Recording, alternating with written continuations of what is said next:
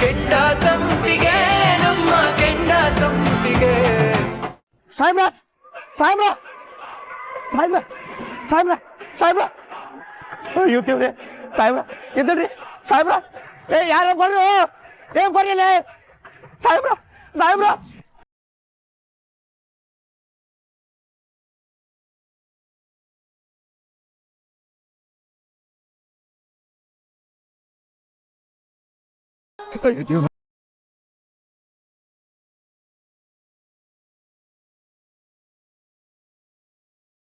Hello party office ಹತ್ರ ಬರ್ರಿ ಲಗುನ್ ಬರ್ರಿ ಸಾಹೇಬ್ರ ಸಾಹೇಬ್ರ ಸಾಹೇಬ್ರೆ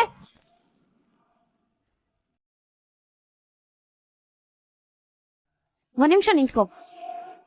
ಏನಾಯ್ತು? ಯಾಕೆ ಹಿಂಗ್ ಓಡೋಗ್ತಿದ್ಯಾ? ಏನಾಯ್ತು ಅಂತ ಗೊತ್ತಿಲ್ಲ. ನನ್ ಸಾಹೇಬ್ ಜೊತೆ ಫೋನಲ್ಲಿ ಮಾತಾಡ್ತಿದ್ದೆ, ಇದ್ದಕ್ಕಿದ್ದಾಗೆ ಕಿರ್ಚ್ಕೊಂಡ್ರು. ಮತ್ತೆ ಫೋನ್ ಮಾಡ್ತಿದ್ದೀನಿ, ಫೋನ್ ಸ್ವಿಚ್ ಆಫ್ ಬರ್ತಿದೆ. ಕಿರ್ಚ್ಕೊಂಡ್ರ? ಯಾಕೆ ಕಿರ್ಚ್ಕೊಂಡ್ರು? ನಿಮ್ಮಿಬ್ರ ಮಧ್ಯೆ ಏನ್ ನಡೀತು? ಅಯ್ಯೋ ಏನು ಆಗಿಲ್ಲ.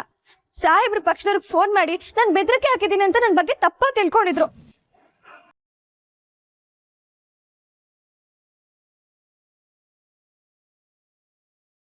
ಅದಕ್ಕೆ ಸಿಟ್ಟಲ್ಲಿ ಬೈತಾ ಇದ್ರು.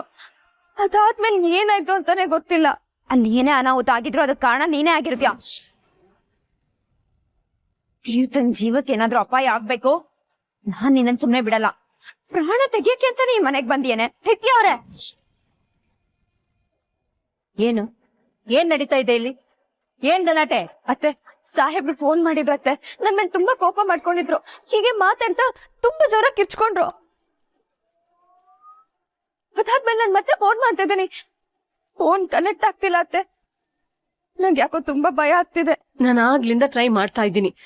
ತೀರ್ಥನ್ ಫೋನ್ ಸ್ವಿಚ್ ಆಫ್ ಅಂತಾನೆ ಬರ್ತಾ ಇದೆ. ಚಿಟ್ಟೆಗೂ ಟ್ರೈ ಮಾಡ್ದೆ, ಅವನು ಫೋನ್ ರಿಸೀವ್ ಮಾಡ್ತಿಲ್ಲ. I feel the something wrong. ಏನೋ ತಪ್ಪಾಗಿ ನಡೆದಿದೆ ಇಲ್ಲಿ. ಅಯ್ಯೋ ದೇವ್ರೆ, ಗುರುಗಳು ಹೇಳ್ದಾಗೆ ಅವನ್ಗೇನಾದ್ರೂ ಅಪಾಯ ಆಗ್ಬಿಟ್ಟಿದ್ರೆ ಏನಂತೆ ಮಾಡೋದು? ಏನೋ ಪ್ರಾಬ್ಲಮ್ ಆಗಿದೆ. ಮಾತಾಡ್ತಿರ್ಬೇಕಾದ್ರೆ ಫೋನ್ ಸ್ವಿಚ್ ಆಫ್ ಆಗೋದಂದ್ರೆ ಏನರ್ಥ? ಗುರುಗಳು ಹೇಳ್ದಾಗೆ ಅವನ್ ಜೀವಕ್ಕೆ ಏನಾದ್ರೂ ಅಪಾಯ ಆಗಿದೆ ಅಂದ್ರೆ ಅದಕ್ಕೆ ನೀವು ಮತ್ತೆ ಇವಳೆ ಹೊಣೆ ಆಗಿರ್ತೀರಾ. ಸಾಧನ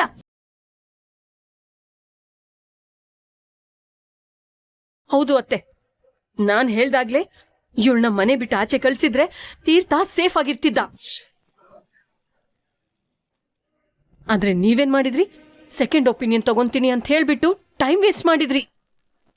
ಆಗ್ಲೂ ಇವಳ್ದೇ ಪ್ರಾಬ್ಲಮ್ ಅಂತ ಗೊತ್ತಾದ್ಮೇಲೆನೂ ಇವಳನ್ನ ಮನೇಲಿ ಇಟ್ಕೊಂಡ್ರಿ.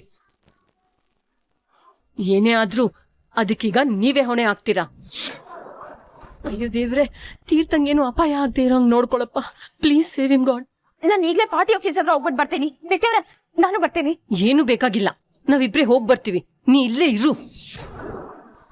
ಅಯ್ಯೋ ಅತ್ತೆ, ನಂಗೆ ಯಾಕೋ ತುಂಬಾ ಭಯ ಆಗ್ತಿದೆ ಅತ್ತೆ. ಸಾಹೇಬ್ರು ತುಂಬಾ ಜೋರ ಕಿರ್ಚ್ಕೊಂಡ್ರು. ಅಲ್ಲಿ ಏನಾಗಿರುತ್ತೋ ಏನೋ, ನನಗೆ ಕೈ ಕಾಲೇ ಆಡ್ತಿಲ್ಲ ಅತ್ತೆ. ನಾನು ಹೋಗ್ತೀನಿ. ಹಿಂಗೆಲ್ಲಕ್ಕೂ ಈ ಚಿಟ್ಟೆ ಯಾಕೆ ಫೋಟೋ ಓದಲ್ಲ?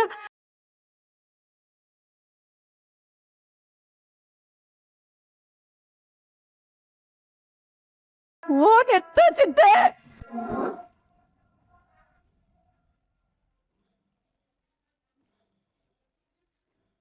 ಅವರ ಅವರ ಘಾತಾತ್ರಿ, ದೊಡ್ಡ ಘಾತಾತು.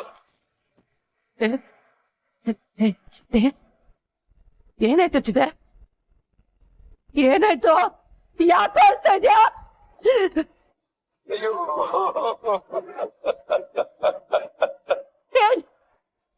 ಮೊದ್ಲು ಏನಾಯ್ತು ಅಂತ ಹೇಳು. ನೀನು ತಪ್ಪಿಕೊಡು. ಸಾಹೇಬ್ರು ಮಾಡಿ ಮೇಲಿಂದ ಬಿತ್ತು ಬಿಟ್ಟಾರ್ರಿ. ತೀರ್ಥ 3 ದಿನ ಮನೆ ಬಿಟ್ಟು ಎಲ್ಲೂ ಹೋಗ್ಬಾರ್ದು. ಹೋದ್ರೆ ಜೀವಕ್ಕೆ ಖಂಡಿತ ಆಪತ್ತು.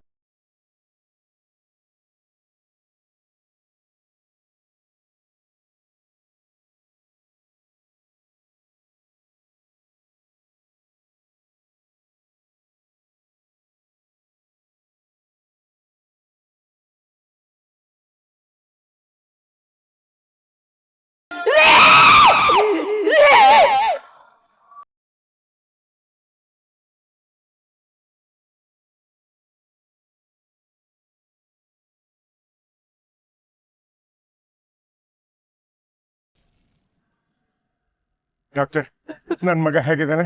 ಎತ್ತರವಾದ ಮಾಡಿ ಮೇಲಿಂದ ಬಿದ್ದಿರೋದ್ರಿಂದ ತಲೆಗೆ ಮತ್ತೆ ಬೆನ್ನಿಗೆ ತುಂಬಾ ಪೆಟ್ಟಾಗಿದೆ. ಕಂಡೀಷನ್ ಅಂತೂ ತುಂಬಾ ಕ್ರಿಟಿಕಲ್ ಆಗಿದೆ.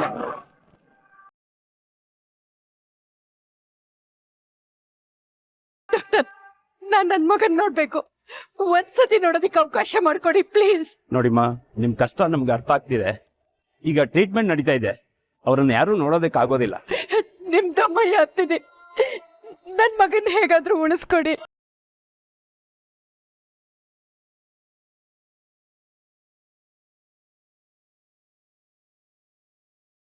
ಸಮಾಧಾನ ಮಾಡ್ಕೊ ಪದ್ಮ, ಸಮಾಧಾನ ಮಾಡ್ಕೊ.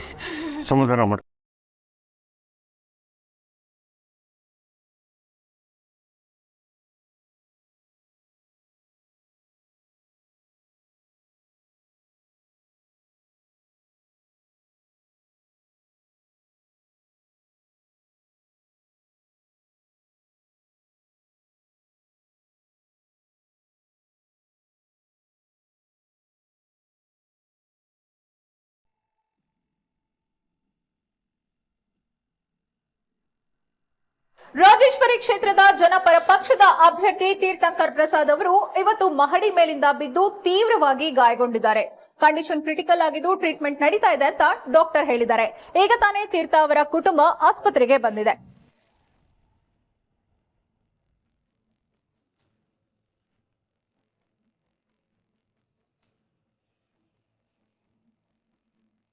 ಏಯ್, ಇಲ್ಲೇನೆ ಮಾಡ್ತಾ ಇದ್ಯಾ? ಅಕ್ಕ, ಸಾಹೇಬ್ರ ನೋಡ್ಬೇಕು, ಒಳಗಡೆ ಹೋಗೋದಕ್ಕೆ ಬಿಡ್ತಿಲ್ಲ, ಅದಕ್ಕೆ ಇಲ್ಲೇ ಕೂತಿದ್ದೀನಿ. ಓ, ಇಲ್ಲೂ ರಣ ಹದ್ದು ತರ ಬಾಗ್ಲಲ್ಲೇ ಕಾಯ್ತಾ ಕೂತಿದ್ಯಾ? ಅಕ್ಕ, ಶಟಪ್. ಮಾವ, ಹಾಸ್ಪಿಟಲ್ಗೆ ಮೀಡಿಯಾದವ್ರು ಬಂದಿದ್ದಾರೆ. ಇವಳ ಹತ್ರ ಸ್ಟೇಟ್ಮೆಂಟ್ ತಗೊಳ್ಳೋದು, ಇವಳು ನಾನ್ಸೆನ್ಸ್ ತರ ಆನ್ಸರ್ ಮಾಡೋದು, ಅದರಿಂದ ನಮ್ ತೀರ್ಥನ್ಗೆ ಇನ್ನೂ ಸಮಸ್ಯೆ ಆಗೋದು, ಇದೆಲ್ಲ ಆಗೋದ್ ಬೇಕಾ? ಮೊದ್ಲು ಇವಳನ್ನ ಆಚೆ ಕಳ್ಸಿ. ಅಡೋ, ನನ್ನ ಮಗ ಸತ್ತೋದ್ರು ಸಹಿತ ನಿನ್ಗೆ ಏನು ಯೋಚನೆ ಇಲ್ಲ ಅಲ್ಲ? ನಿನ್ನಿಂದಲೇ ಅವನಿಗೆ ದುಸ್ಥಿತಿ ಬಂದಿರೋದು. ಮಾವ, ನೋಡೋ, ನೀನೇನು ಹೇಳ್ಬೇಡ. ನಡಿ, ನಾನು ಹೇಳ್ತೀನಿ. ನಡಿ, ನಿನ್ನ ಹತ್ರ ಮಾತಾಡ್ಬೇಕು. ನಡಿಯಪ್ಪ.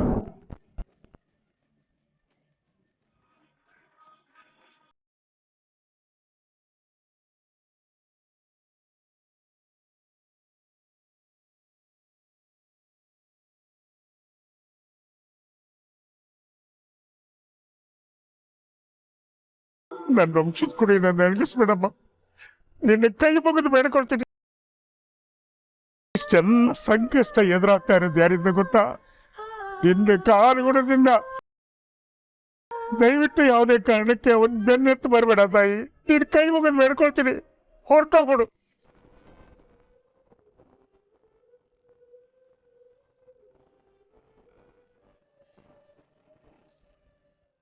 ಯಾಕ್ ಮಾವ ಹೀಗೆಲ್ಲ ಮಾತಾಡ್ತಿದ್ದೀರಾ?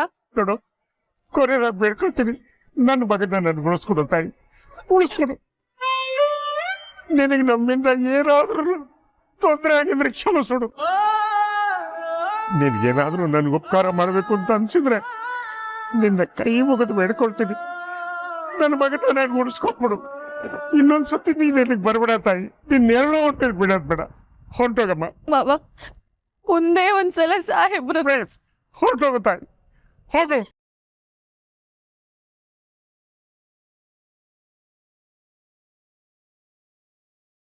ಹೊರಟೋಗಮ್ಮ.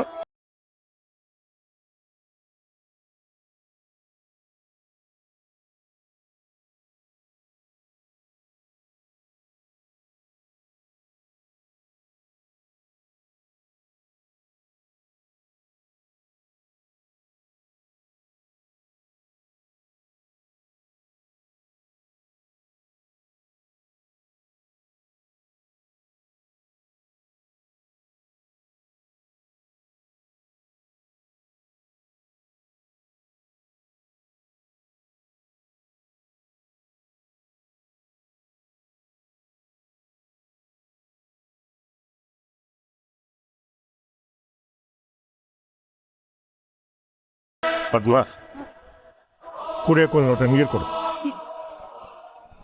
ಅಪ್ಪ, ಅಪ್ಪ, ಅಣ್ಣಂಗೆ ಏನಾಯ್ತಪ್ಪ? ಅಣ್ಣ ಹೇಗಿದ್ದಾನಪ್ಪ? ಮಾವ, ತೀರ್ಥ ಹೇಗಿದ್ದಾನೀಗ? 24 hours ಅಬ್ಸರ್ವೇಷನ್ ಇಡಬೇಕು ಅಂತ ಹೇಳಿದ್ದಾನೆ ಬಾ. ಇವನಿಗೆ ಆತ್ಮಹತ್ಯೆ ಮಾಡ್ಕೊಳ್ಳೋ ಅಂಥದ್ದು ಏನಿತ್ತು? ಏನು ಕಮ್ಮಿ ಮಾಡಿದ್ದೆ ನಾನು ಅವನಿಗೆ? ಇವನೇ ಆತ್ಮಹತ್ಯೆ ಮಾಡ್ಕೊಳಕ್ ಹೋಗಿದ್ನೋ ಅಥವಾ ಆಗದೇ ಇರೋರು ಯಾರಾದ್ರೂ ಮೇಲಿಂದ ತಳ್ಳಿದ್ರೋ ಈ ರಾಜಕೀಯದವರು? ಅದು ಬಿಟ್ಟು ಇವನೇನಾದ್ರೂ ಕಾಲ್ ಜಾರ್ಬಿದ್ನೋ?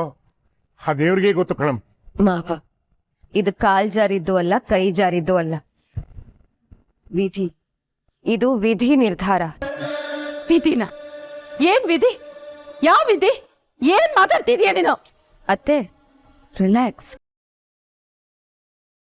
ಆ ಹೂ ಮಾರೋ ಹುಡುಗಿಯಿಂದನೇ ಇಷ್ಟೆಲ್ಲ ಆಗ್ತಿರೋದು ಅಂತ ಗೊತ್ತಾದ್ಮೇಲೂ ನೀವ್ ಅವಳನ್ನ ಮನೆಯಿಂದ ಆಚೆ ಹಾಕ್ಬೇಕಿತ್ತು. ಏನ್ ಮಾತು ಅಂತ ಆಡ್ತಿದೀಯ ಸಾಧನ? ಒಂದ್ ಕಾಗೆ ರಂಬೆ ಮೇಲೆ ಕೂತ್ಕೊಂಡಿದ ತಕ್ಷಣ ರಂಬೆ ಮುರಿದೋಗ್ಬಿಟ್ರೆ ಆ ಕಾಗೆ ಕೂತ್ಕೊಂಡಿದ್ದಕ್ಕೆ ಆ ರಂಬೆ ಮುರಿದೋಯ್ತು ಅಂತ ಹೇಳಿದ್ರೆ ಅದ್ ಯಾವ ನ್ಯಾಯ? 1 ಸಲ ಸರಿ, 2 ಸಲ ಸರಿ, ಅದನ್ನ ಕೋಇನ್ಸಿಡೆನ್ಸ್ ಅಂತ ಹೇಳ್ಬೋದು.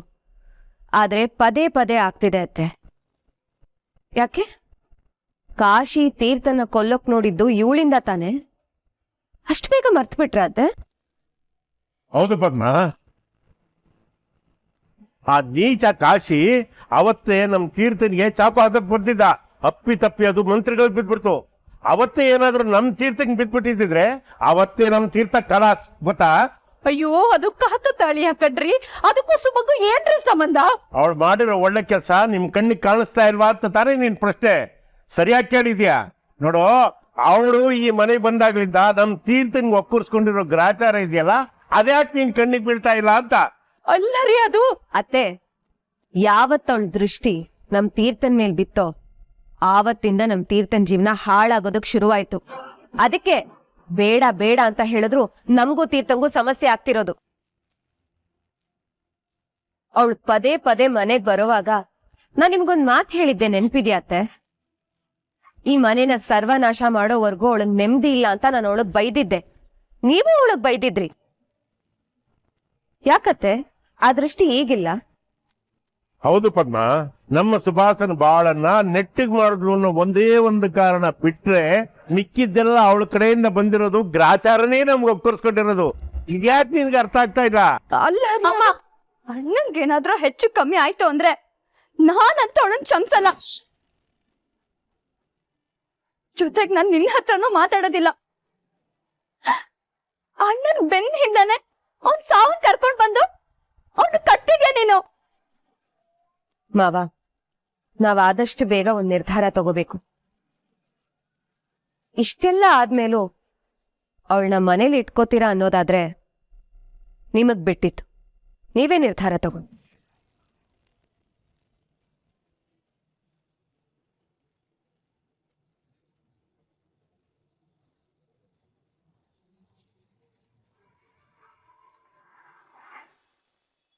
ದೇವ್ರೆ, ನಿನಗ್ ಶಿಕ್ಷೆನೇ ಕೊಡ್ಬೇಕು ಅಂತಿದ್ರೆ ನನಗ್ ಕೊಡು, ನನ್ನ ನಂಬ್ಕೊಂಡವ್ರಿಗಲ್ಲ. ಆದ್ರೆ ಸಾಹೇಬ್ರಿಗೆ ಮಾತ್ರ ಏನು ಆಗ್ಬಾರ್ದು. ನಿನಗ್ ಜೀವನೇ ಬೇಕಿದ್ರೆ ನನ್ ಜೀವ ತಗೋ, ಸಾಹೇಬ್ರ ಜೀವನ ಉಳಿಸ್ಕೊಡು ದೇವ್ರೆ. ನನ್ ಮಾಂಗಲ್ಯ ಭಾಗ್ಯ ಕಾಪಾಡು. ಏನಾಯ್ತಪ್ಪ? ಅಪ್ಪ ಅಪ್ಪ, ಏನವ? ಅಕ್ಕ ಅಕ್ಕ ಇಲ್ಲೇದಾಳೆ.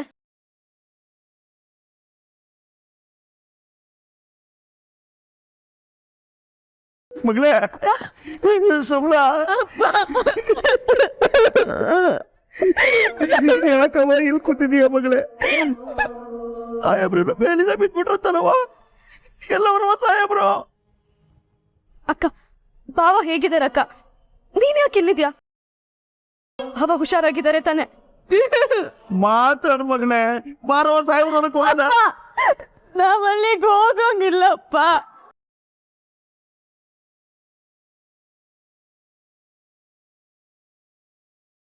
ಸಾಹೇಬ್ರು ಅಲ್ಲಿದ್ದಾರೆ, ನೀನ್ ಇಲ್ಲಿ ಕೂತ್ಕೊಂಡು ಏನವ ಮಾಡ್ತೀಯಾ? ಯಾಕೆ ಹೋಗಂಗಿಲ್ಲ? ಏನಾಯ್ತು? ಅಪ್ಪ, ಸಾಹೇಬ್ರಿಗೆ ನನ್ನನ್ ಮದ್ವೆ ಆದಾಗಿಂದ ಎಷ್ಟೆಲ್ಲ ಕಷ್ಟಗಳಪ್ಪ. ಅದು ಅಲ್ದೆ ನನ್ ಜೊತೆ ಮಾತಾಡುವಾಗ್ಲೆ ಅವ್ರ ಮಾಡಿಂದ ಕೆಳಗ್ ಬಿದ್ದಿತ್ತು. ಅದಕ್ಕೆ ಅದಕ್ಕೆ ಮನೆಯವರೆಲ್ಲ ನನ್ ಮೇಲೆ ಕೋಪ ಮಾಡ್ಕೊಂಡಿದ್ದಾರೆ.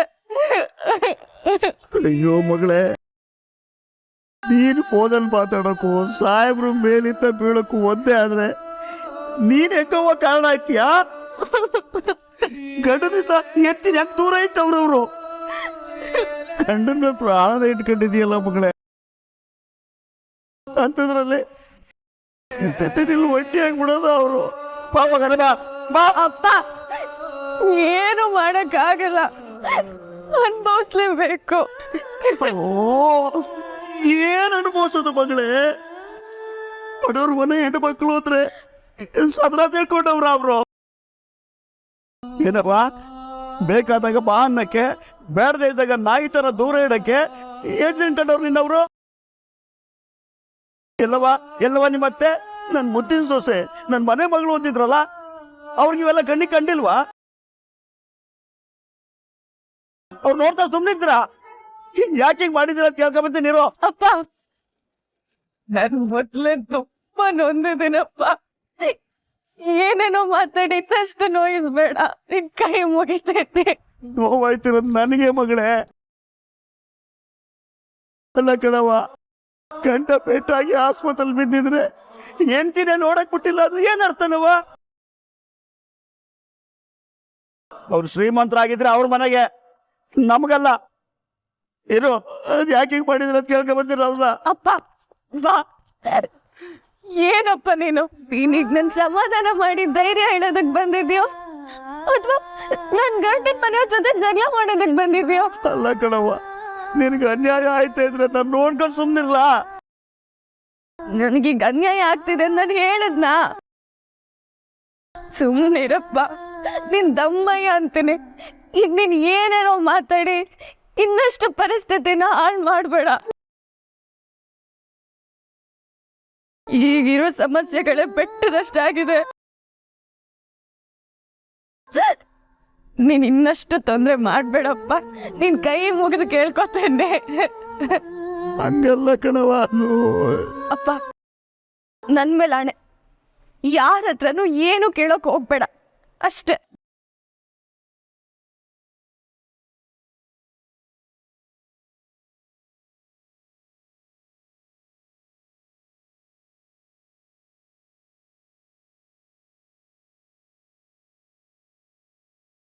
ಪಾವಂಗ್ ಪ್ರಜ್ಞೆ ಬಂದಾಗ ಅವ್ರ ಅಕ್ಕನ್ ಕರೀತಾರೆ.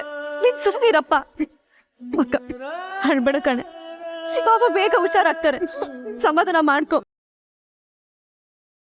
ಅವ್ರು ಹುಷಾರಾದ್ರೆ ಅಷ್ಟೇ ಸಾಕು ರಾಜು ನನ್ಗೆ. ಆದ್ರೆ ಅವ್ರಿಗಿನ್ನೂ ಪ್ರಜ್ಞೆ ಬಂದಿಲ್ವಂತ ಕಡೆ, ಅದಕ್ಕೆ ನನ್ ತುಂಬಾ ಭಯ ಆಗ್ತಿರೋದು. ತುಂಬಾ ಎತ್ತರದಿಂದ ಬಿತ್ತಿದ್ದಾರೆ, ಅವ್ರಿಗೆ ಏನಾದ್ರೂ ಆದ್ರೆ. ಸುಮ್ನರವನಾಗಿ ಏನೆಲ್ಲ ಮಾತಾಡ್ಬೇಡ. ಚಾಮುಂಡೇಶ್ವರಿ ತಾಯಿ ಇರೋದು ಯಾಕೆ? ನಮ್ಮನ್ ಕಾಯಕಲ್ವಾ? 10 ವರ್ಷದಿಂದ ನಿನ್ ಕೈಯಾರ ಹೂ ಕಟ್ಟಿ ಅವಳು ಸೇವೆ ಮಾಡಿದೀಯಲ್ವಾ? ನಿನ್ನ ಕೈ ಬಿಟ್ಬಿಟ್ಟಾಳ ಆ ತಾಯಿ, ನೀನ್ ಸೌಭಾಗ್ಯ ಕಿತ್ಕೊಂಡ್ಬಿಟ್ಟಾಳ. ಹಂಗೇನಾದ್ರು ಆ ತಾಯಿ ನಮ್ಗೆ ಒಳ್ಳೇದು ಮಾಡಲಿಲ್ಲ ಅಂದ್ರೆ ಸುಮ್ಮನಿರ್ತಿದ್ದ ನಾನು? ಇನ್ನೊಂದ್ಸರಿ ನಿನ್ನ ದರ್ಶನ ಮಾಡಕ್ಕಿಲ್ಲ ಅಂತ ಬೈದ್ ಬಂದ್ಬಿಡ್ತೀನಿ ಅಷ್ಟೇ.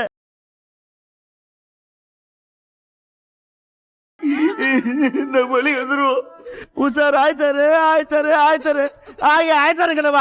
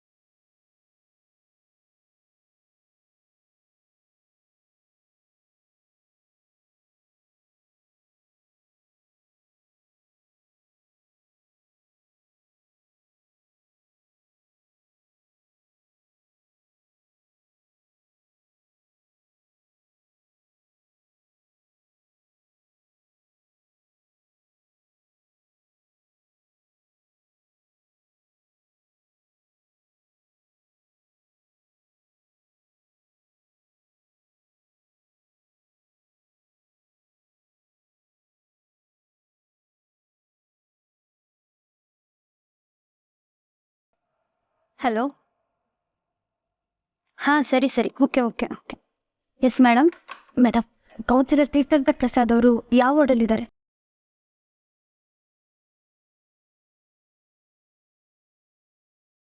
ಮೇಡಮ್, ಅವರು ವಾರ್ಡಲ್ಲಿಲ್ಲ, ICUನಲ್ಲಿದ್ದಾರೆ. ಅಲ್ಲಿಗೆ ಹೇಗೆ ಹೋಗೋದು? ಇಲ್ಲೇ ಮೇಡಮ್.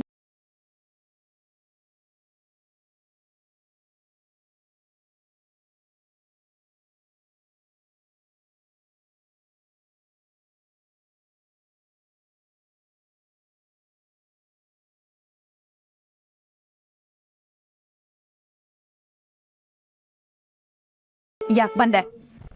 ತೀರ್ಥವ್ರು ಅಷ್ಟು ಉಸಿರಾಡ್ತಿದ್ದಾರೆ. ಯಾಕೆ ಹಾಗೆಲ್ಲ ಮಾತಾಡ್ತಿದ್ದೀರಾ? ಬೇಡ ಸುಮನ, ದೊಡ್ಡವರು ಅಷ್ಟೆಲ್ಲ ಹೇಳಿದ್ದಾರೆ, ಗುರುಗಳು ಬಾಯ್ ಬಿಟ್ಟು ಹೇಳಿದ್ದಾರೆ. ನೀವು ಯಾಕೆ ಆಟ ಮಾಡ್ತಿದ್ಯಾ? ಕೂತಲ್ಲಿ ಕೂರಕ್ಕಾಗ್ತಿಲ್ಲ, ತುಂಬಾ ಸಂಕಟ ಆಗ್ತಿದೆ ನಿತ್ಯ ಅವ್ರೆ. ಒಂದೇ ಒಂದ್ಸಲ ಸಾಹೇಬ್ರನ್ನ ನೋಡ್ಕೊಂಡು ಹೋಗ್ಬಿಡ್ತೇನೆ. ಒಂದ್ ಅವಕಾಶ ಕೊಟ್ರದಕ್ಕೆ ತೀರ್ಥ ಈ ಗತಿ ತಂದಿದ್ಯಾ? ಒಂದ್ ಅವಕಾಶ ಕೊಟ್ರೆ ಅವ್ರಿಗೆ ಪೋಸ್ಟ್ ಮಾರ್ಟಮೇ ಮಾಡ್ಬಿಡ್ತೀಯ ನೀನು. ಯಾಕೀಗೆಲ್ಲ ಅಪ್ಶಕ್ನ ಮಾತಾಡ್ತಿದ್ದೀರಾ? ಮುಚ್ಚೆ ಬಾಯಿ. ಮನೆಯವರೆಲ್ಲ ಅಷ್ಟು ಹೇಳ್ತಿಲ್ವಾ ನೀನ್ ಅಪ್ಶಕನ ನಿನ್ ಕಾಲ್ ಗುಣದಿಂದನೇ ತೀರ್ಥ ಅವ್ರಿಗೆ ಗತಿ ಬಂದಿರೋದು ಅಂತ? ಇನ್ನೂ ಯಾಕೆ ನಿಂಗೆ ಅರ್ಥ ಆಗ್ತಿಲ್ಲ? ಇಲ್ಲ, ಸಾಹೇಬ್ರಿಗೆ ಏನೂ ಆಗಲ್ಲ, ಸುಮ್ಮನೆ ನೀವೇನೇನೋ ಮಾತಾಡ್ಬೇಡಿ. ಇಲ್ಲಿ ನೋಡಿ, ನಾನು ಮತ್ತೆ ಇಲ್ಲಿಗೆ ಬರೋದೇ ಇಲ್ಲ. ಆದ್ರೆ ಒಂದೇ ಒಂದ್ಸಲ ಅವ್ರನ್ನ ದೂರದಿಂದಾನೇ ನೋಡ್ಕೊಂಡು ಹೋಗ್ಬಿಡ್ತೀನಿ. ನಿನ್ ಕೈ ಮುಗಿದ್ರೆ ಅಲ್ಲ, ಕಾಲ್ ಹಿಡಿದ್ರು ನಾನು ಬಿಡಲ್ಲ ಅಂದ್ರೆ ಬಿಡಲ್ಲ. ತೀರ್ಥ ಅವ್ರನ್ನ ನಿನ್ ಮದ್ವೆ ಆದಾಗ್ಲೂ ನಾನು ನಿನ್ನ ದೂಷಣೆ ಮಾಡಿಲ್ಲ. ತೀರ್ಥ ಅವ್ರನ್ನ ನನ್ ಮರ್ತು ನಿನ್ ಜೊತೆ ಸಂಸಾರ ಮಾಡುವಾಗ್ಲೂ ನಾನು ವಿರುದ್ಧ ಒಂದು ಮಾತಾಡ್ಲಿಲ್ಲ. ಅವ್ರು ನಿನ್ನ ಮದ್ವೆ ಆಗಿ ಸಂತೋಷವಾಗಿರ್ತಾರೆ ಅನ್ನೋ ಒಂದೇ ಒಂದ್ ಕಾರಣಕ್ಕೆ ನಾನ್ ಸುಮ್ನಿದ್ದೆ. ಈಗ ನಿನ್ನ ಕೆಟ್ಟ ಕಾಲುಗುಣದಿಂದ ಅವ್ರ ಸಾಯೋ ಹಾಗಾಗಿದೆ. ಒಬ್ಬರಲ್ಲ ಅಂತ ಇಬ್ಬಿಬ್ರು ಜ್ಯೋತಿಷ್ಯರು ನಿನ್ ಕಾಲ್ಗುಣ ಸರಿ ಇಲ್ಲ ಅಂತ ಹೇಳಿದ್ದಾರೆ. ಇಷ್ಟಾದ್ಮೇಲೂ ನೀನ್ ಇನ್ನೂ ಅದೇ ಮನೇಲಿ ಇದೆಯಲ್ಲ. ತೀರ್ಥ ಅವ್ರಿಗೆ ಮೋಸ ಮಾಡ್ತಿದ್ದೀನಿ ಅಂತ ನಿನಗೆ ಅನ್ನಿಸ್ತಾನೆ ಇಲ್ವಾ? ತೀರ್ಥ ಅವ್ರ ಮೇಲೆ ಸ್ವಲ್ಪ ಆದ್ರೂ ಗೌರವ ನಿನಗಿದ್ರೆ ನಿನಗಿರೋ ದುರದೃಷ್ಟನ ಒಪ್ಕೊಂಡು ಮನೆಯಿಂದ ಆಚೆ ಹೋಗು. ಆದ್ರೆ ನೀನೆಲ್ಲ ಹೋಗ್ತೀಯ. ನಿನಗೆ ತೀರ್ಥ ಅವ್ರಲ್ಲ ಮುಖ್ಯ, ಅವ್ರ ಸ್ಟೇಟಸ್. ಅದಕ್ಕೆ ಅವ್ರ ಪ್ರಾಣನ ಬಲಿ ತಗೊಳ್ಳೋದಕ್ಕೂ ನೀನ್ ರೆಡಿ ಆಗಿದ್ಯಲ್ಲ. ನೋಡು, ನಾನ್ ನಿನಗೆ ಕೈ ಮುಗಿದು ಕೇಳ್ಕೊತೀನಿ, ಹೊರಡು ಹೊರಟೋಗು.